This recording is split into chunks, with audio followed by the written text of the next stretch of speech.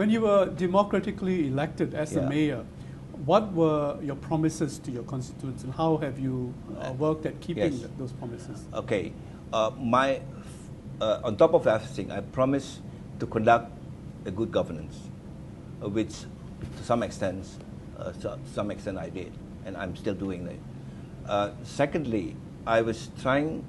I'm trying my best to improve the infrastructure, because I certainly believe that infrastructure is the top priority what Jakarta needs.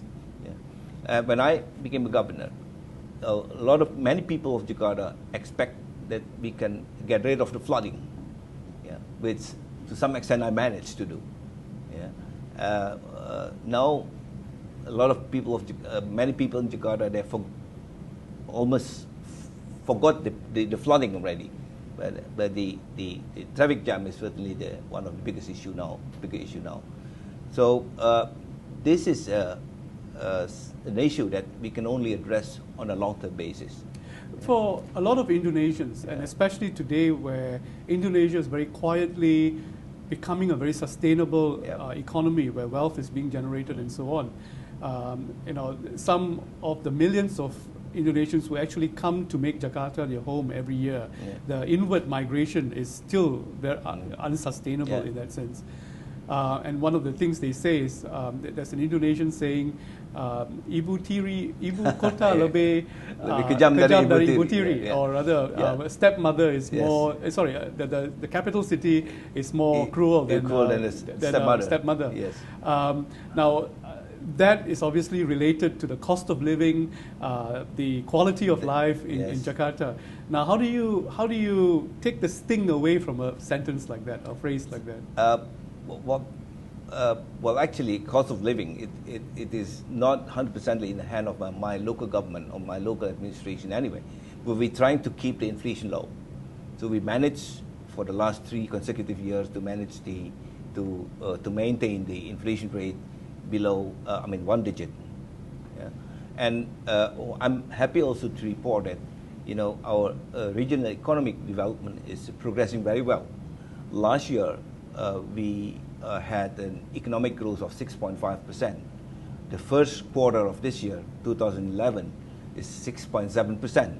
So we're looking forward for having completed this year by 6.8 or 6. Yes, but economic growth is going to put the agenda in front of you. You're going to have, like you had earlier this year, the water infrastructure, the water dam bursting. You're going to have flooding coming back again. Yes, but we're preparing for everything on a long-term basis. Yeah, say the in-migration, the rate of in-migration every year is slowing down. Yeah, though they're still, big in quantity, but they're slowing down. The last year, for the last 3 consecutive years, I think the incoming migration into the city of Jakarta has been maintained below 100,000. Last year it was 60,000, and we hope that we can further reduce the number. And what do you need to do to slow down the rate of inward migration? One, I think we have to appreciate the effort of the central government to develop more growth poles around the country. Yeah. But secondly, law enforcement is also important. That's what we did. So we're trying to convince people, if you want to live in the capital city, there are some certain requirements that you need to fulfill. Yeah. Other than that, there will be law enforcement. Yeah. That's one point. And second point, with regard to your question as far as the infrastructure is concerned, so we keep on expanding our infrastructure. Water work is very important.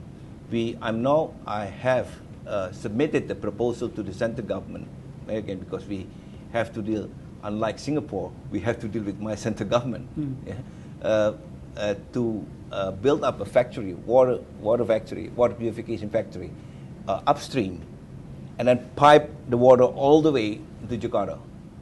Yeah. Well, this will guarantee that the amount of water that the people of Jakarta needs will be there in 4 years' time. But it's all on a public-private partnership basis. Yeah. Right. And what if I were to ask you one last question, which is your funding mechanism going forward, which is also the first question I asked you. is there any plans, or do you see in the foreseeable future that you will actually float the debt that you have created for building your infrastructure, the railway? Yep.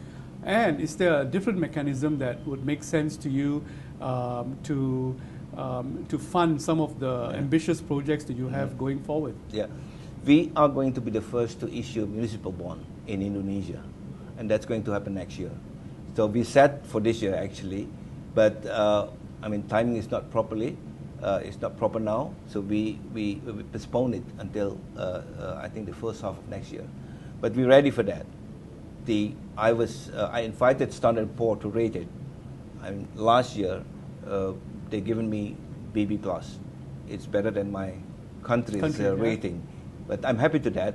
But most importantly is to prepare the administration for this for the responsibility of a bond issue, because we're looking forward for having this municipal bond issued each and every year again and again, in order to be able to catch up with the need to improve our infrastructure. And if you go that route, you'll be one of the first Asian cities or from the developing world to have had a municipal bond market. Hopefully.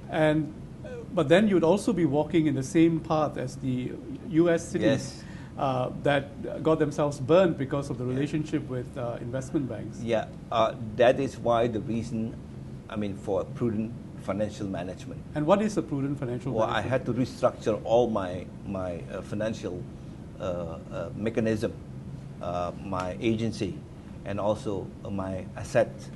So in that respect, I think it took me a long time. Since I became a governor, I was trying bit by bit, step by step, to restructure everything. And what are the parameters that you give yourself? Because in a sense, you set your own parameters, don't you? Yes and no, because those parameters has to be also confirmed by my central government. Yes, but you state the terms in which you want to build your financial infrastructure. More or less, yes. And so what conditions have you set for yourself that you think that your electorate would buy into? I'm trying to improve the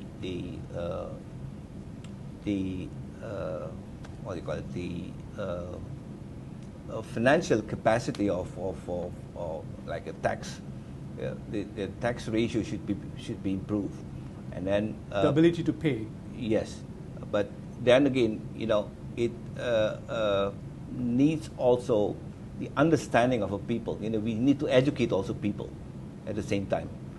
On the other hand, we have an extended, tax mechanism in Indonesia, in Jakarta in particular. We also need to approach central government to give more attention also for the capital city. Without that, I don't think that the capital city would be able to handle everything itself. So are you happy with the capital city's current ability to generate its own revenue? Or is there some work to be done? Could be better. It could be better. Some improvement is still needed. So what is your discussion with the central government? I mean, what are some of the key areas that you like greater control on? Well, I think, if we cannot get a share, a better tax sharing basis with the central government, well, I expect the central government would pay more attention. For example, in terms of co-financing the infrastructure for transportation, for public transport in Jakarta. They did with the MRT, but I was the one having 58% and then the central government 42%. It could have been the other way around, actually. Yeah. Right. Thank you very much, Mr. Fauzi Bowo. Thank you very much for speaking to us, and all the very best in the infrastructure that you're building. My pleasure. Thank you so much. And I hope that we'll be able to have this conversation Thanks. again. Yeah. Bye-bye. Bye.